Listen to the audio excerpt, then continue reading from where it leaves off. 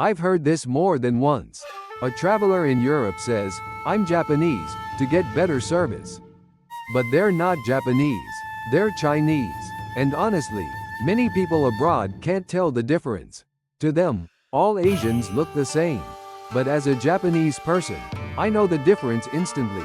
Not by the face, not by the name, but by the voice, the manners, the energy. It's not about being better or worse. It's about understanding culture. So today, I'll show you the real-life clues.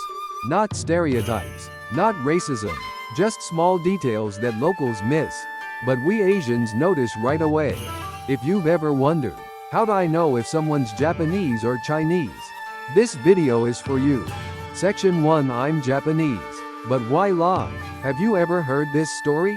A tourist walks into a hotel in Europe and loudly says, "I'm Japanese. Treat me well." But here's the truth, he's not Japanese. He's Chinese. And this is not an isolated case. It happens more than you might think. To many people abroad, being Japanese is seen as a good thing. They expect politeness. They expect quiet behavior. They expect no trouble. So, some travelers pretend. They say they're Japanese because they believe it gives them better treatment. Why does this happen? Why is being Japanese considered valuable abroad? And what happens when people lie about it? Here's something to think about. In Japan, we don't shout, "I'm Japanese." We let our behavior speak for itself.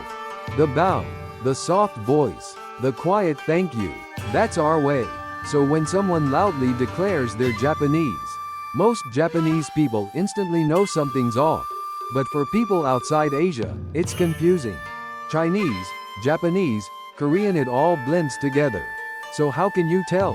In this video, I'll give you real-world tips. Not to judge people, but to understand. Because knowing the difference helps avoid misunderstanding. And maybe, it helps us see culture more clearly.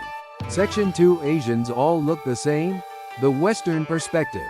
Let's be honest. To many people in the West, Asian faces look similar. It's not racism. It's just unfamiliarity. When you don't grow up around different Asian cultures, the details are hard to notice. Japanese, Chinese, Korean, Vietnamese. If you're not from Asia, it all blends together. Imagine this. If you're from Asia, can you tell Canadians from Americans? Or Germans from Austrians? Probably not unless you lived there. That's the same with Asia. From a Western view, it's not easy to tell who's who. But here's the problem. When someone pretends to be Japanese, and no one questions it, the trust gets damaged. Because now, anyone could say, "I'm Japanese." And if their behavior is rude or aggressive, people assume that's what Japanese people are like. That's why this topic matters. It's not just about how we look. It's about how we're seen. And how one person's actions can shape the image of a whole country. So, is there a better way? Can we teach people outside Asia how to notice the subtle clues? Yes, we can. And it starts with understanding behavior, not just appearance. Section 3, the real difference starts with behavior. If faces are hard to tell apart, then where do the real clues come from? The answer is behavior.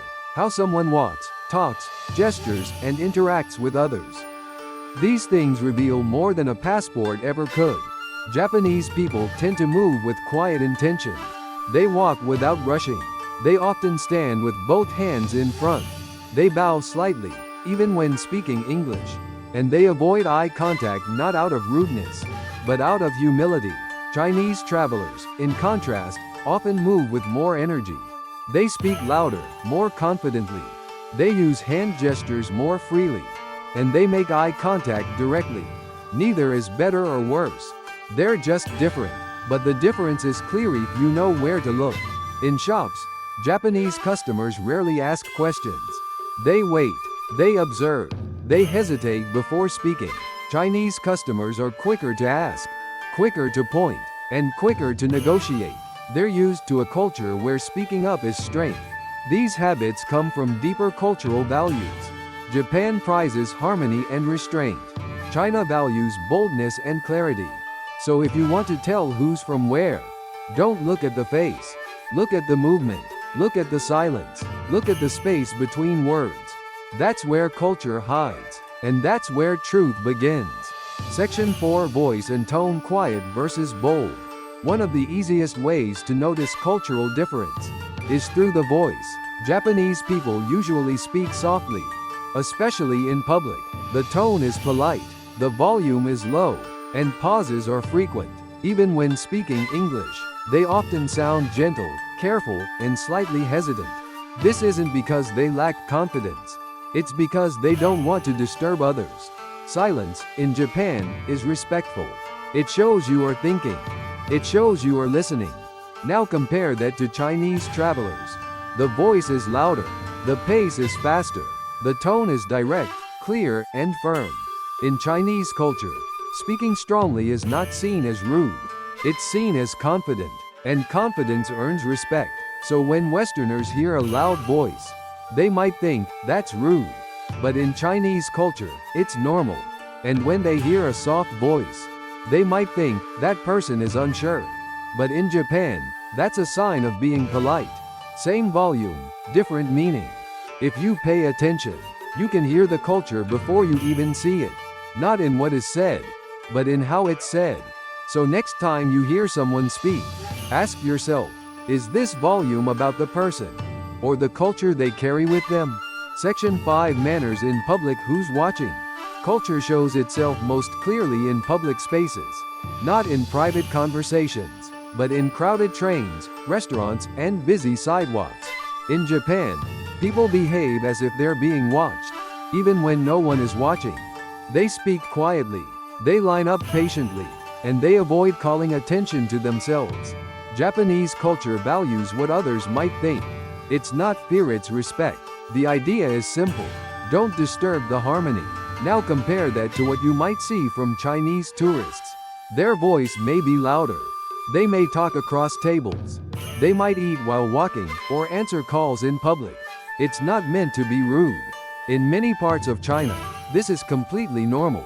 The difference is in awareness. In Japan, you're trained to think about others. In China, you're taught to express yourself. Both are valid, but they lead to very different public behavior. So if you're trying to guess where someone's from, watch how they act when no one's judging. Do they lower their voice? Or speak freely? Do they step aside? Or move straight ahead? Manners are not just rules. They are reflections of national character. And when you notice them, you begin to understand more than just the person. You understand the culture behind them. Section 6. Fashion and style. Subtle versus showy. Clothes are more than just fabric. They're choices, and those choices reflect culture. In Japan, fashion is often clean, quiet, and balanced. People wear neutral colors, simple designs, and minimal logos. Nothing too loud, nothing too flashy.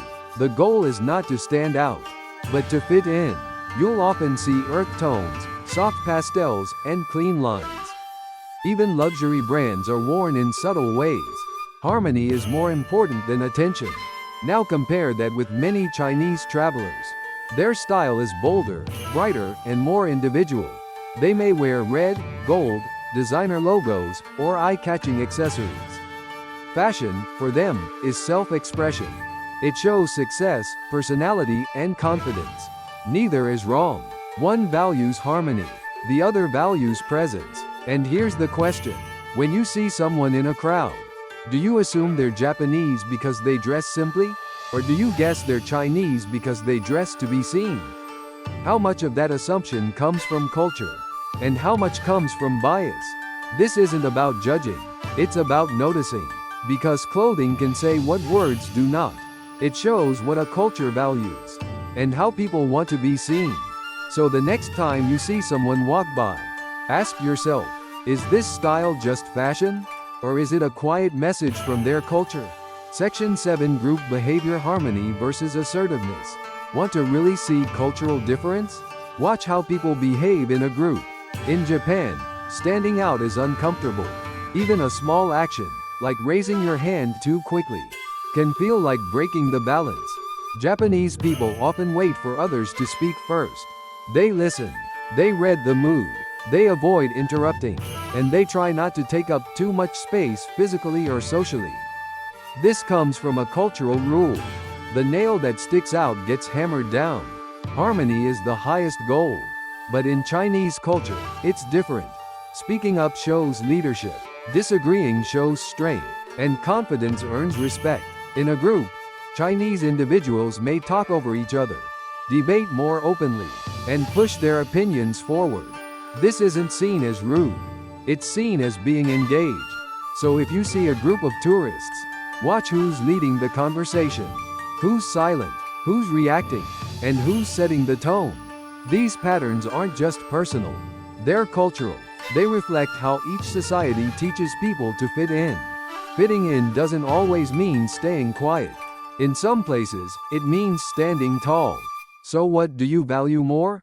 Harmony or assertiveness? And what does your group expect from you? Section 8 Language Clues, Accents and English Style. Sometimes, you can tell where someone is from, not by how they look, but by how they speak. English isn't spoken the same way in every country. Even among Asian countries, the rhythm, tone, and grammar feel different. These small clues can tell you a lot. Let's start with Japanese speakers. They often speak slowly and carefully. Their sentences may have long pauses. They pronounce each syllable clearly. And sometimes they end sentences with a rising tone, even when not asking a question. It sounds polite. It sounds soft. It sounds careful. Now listen to a Chinese speaker. The tone is stronger. The pace is faster. The R and L sounds are often blended or reversed.